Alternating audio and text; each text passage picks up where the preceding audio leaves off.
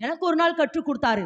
வீட்டுக்குள்ள பிரச்சனை, ஒரு சில பிரச்சனையெல்லாம் அப்பதான் அந்த பிரச்சனையை அடிச்சு முடிப்போம், அடுத்து கொஞ்ச நேரத்தில் எழும்பும்.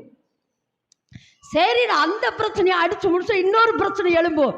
அப்போ ஒரு நாள், என்ன ஆண்டவரே, ஒவ்வொரு பிரச்சனையும் முடியும் ஒவ்வொரு பிரச்சனை எழும்புதுன்னா இதெல்லாம் இத்தனை நாள் மறைஞ்சிட்டு இருந்துச்சு. இத்தனை நாள் என்ன பண்ணிட்டு இருந்துச்சு? ஆமா, அது கணவனுக்குள்ளேயே இருக்கட்டும், மனைவிக்குள்ளேயே இருக்கட்டும், பிள்ளைக்குள்ளேயே இருக்கட்டும். அப்பதான் குடிவெறியின் ஆவி அடிச்சு நொறுக்குவோம். அப்ப அடுத்து கோபத்தின் ஆவி, அதை கொஞ்ச நாள் அடிங்க.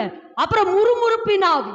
இல்ல எதுக்கு சொல்றேன்னா, என் பாளையத்துக்குள்ள உண்மைமா இப்ப நான் அதை அனுபவிச்சிருக்கிறேன். பாளையத்துக்குள்ள எந்த சத்துருக்களுடைய வல்லமைகளும் வீட்டுக்குள்ள வேலை செய்யக்கூடாது. ஏன்னா வேதத்துல வாசிக்கிறோம், உன்னை ரட்சிக்கவும் உன் சத்துருக்களை உன் கையில் ஒப்பு கொடுக்கவும் பாளையம் எங்கும் நான் உலாவி கொண்டிருக்கிறேன். உன் பாளையத்துல இருக்கிற அசூசியை கண்டு நான் வெளியே போய்விடாதபடி உன் பாளையம் சுத்தமா இருக்கட்டும்.